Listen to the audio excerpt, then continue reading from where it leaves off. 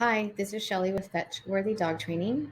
These are your video notes from your stop pulling class working on loose leash walking skills.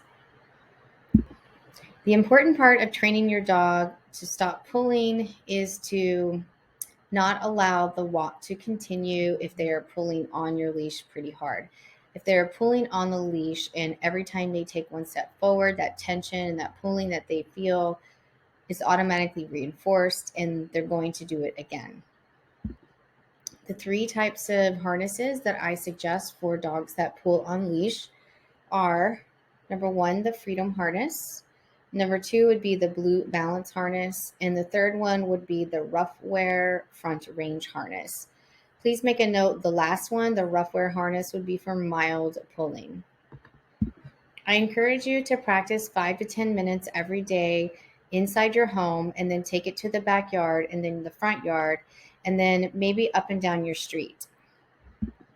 Slowly, you're going to build the duration of the time that your dog can walk nicely on either your right or left side and give you attention and check in with you. And stop when you stop and sit parallel when you ask them to sit if you stop. You also want to focus on making sure your dog does not come around to the front of you in order to receive their food when you're working on loose leash walking. You want to be extremely mindful of how and where you deliver your dog's treats when you're loose leash walking. Remember, it needs to be at the side, at the seam, and go slow. If your dog tries to meet your hand when you're delivering the food, I know plenty of dogs that do that. You want to go slow by stopping at your hip and then delivering down. Eventually, you will not need to use so much training food in loose leash walking. Matter of fact, it would be ideal if you only needed to take a few nuggets of training treats out with you on walks eventually and use them as needed and intermittently. Once your dog is able to do this behavior, giving you attention, stopping with you, start putting the behavior on cue. Give it a label, give it a word.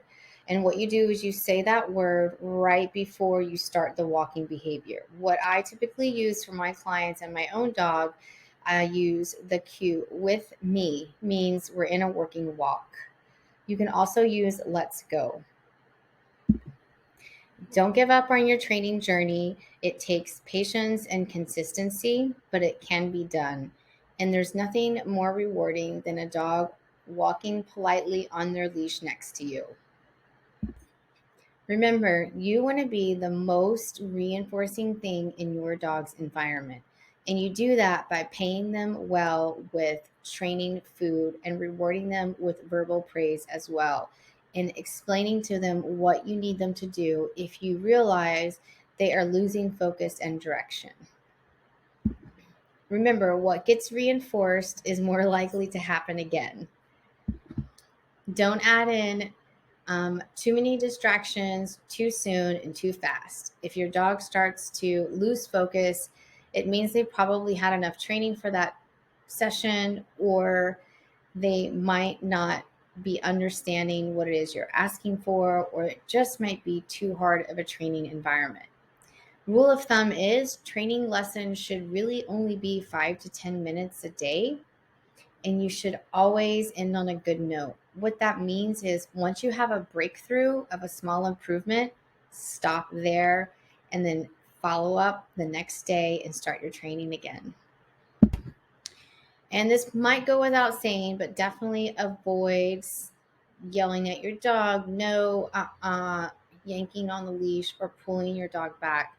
None of that is telling your dog what it is you actually want them to do, because no and doesn't have a behavior trained for it. It's just yelling at your dog, and pulling your dog in one direction or the other and not following up with some type of training cue isn't going to help your dog learn anything. And they might even start to resist and pull the opposite way. It is the opposition reflex. Giving you attention while you're walking is really important. Those are called auto check-ins. And I like to use those for a working walk, meaning a walk that is structured and the dog is sticking with me the entire time. All right. Okay. A little bit of the parallel walk. With me. Good boy. With me. Good job. Good job. Sit. Good boy. And if you treat your dog, you would treat them right there. With me. With me. Good boy. If your dog is out in front of you, you might need to lure them back to get into that parallel position. It's much easier to practice against a wall or a fence, something straight or like a curb like we did in class, so that your dog is really set up in order to just be parallel to you. So right now Kai is in front of me, and Kai knows this, but I'm going to lure him with my hands. I don't have any food in here, but he's going to follow my hand. And I'm going to lure him into a nice position right next to me, parallel at my seam right here. So here we go. Come on this way. Come on. Sit. Good boy. And now we would start walking. First thing you want to do is take one step with me, and then you would mark for stopping with you. Good boy. Mark for stopping with you. Good boy. Very good. So let's do another lure. I'm going to give him some freebies out here. I tossed some food out so he's not next to me. Now you can start putting this on cue, and it could be like heel. Kai. And then finish that. Ready? Okay. Ready? Come on. You can even step back, heel. Good boy. Nice job, buddy. Now, if you're just starting to train this, you might want to mark yes or use your clicker and then treat your dog right there. But I'm trying to fade Kai's food, so that's why he didn't get food right there. So let's do that again. I'm going to have him come out free. I released him and I gave him some food. You want to slip in that word heel right before your dog does the behavior. That's how you start giving it a word, a label, also known as a cue. I don't really use the word commands. They're technically a cue in behavioral science. So here we go. I'm going to get his attention by saying his name, Kai. Good boy. Okay, come on. Heel. Yes, good job, buddy. All right, let's go get snacks. Come on. Good job. Okay. Another part of the walk that we worked on is getting our dog's attention focused on us on the walk. So sometimes what I'll do is I'll take a high value food and I'll hold it right here at my belly, and I will intermittently reinforce my dog at the seam like we did in class. Your dog will eventually always be paying attention to you because they don't know when they're going to get the food. This takes time, so in the beginning you're going to reward a lot on your seam, on the side, for your dog giving you attention. But eventually you will start to find that your dog is stuck to you like glue and really focus on you for the working walk, because they don't know when they're going to get the food next. So this is an example of that. So I have food right here in my hands, and I'm going to put it right here in my belly, and I'm going to start walking. Ready? Come on with me. And he's just looking at me. Good boy. And I'm telling him, good boy. Good job, buddy. Every now and then, I'm going to intermittently give him food on the side with me. Oh, so good. And I'm talking to him, so talk to your dog when they're doing really well. Good boy. Good job. And go really slow when you do that delivery. This was another form of delivery that we did in class. We went here and then to the mouth. If you have a dog that likes to jump up for the food, like Kai is trying to do, go slow. When he backs up, then deliver. You don't want your dog meeting you. You don't really want that. Slow to the pant seam and then deliver. Good boy. All right, let's keep walking. Good job. So you see how he's just so focused on me? I mean, he's focused on my hand, but that's okay. Good job. He never knows when he's going to get this. Good boy. Slow. Nice. Good job. Thank you so much.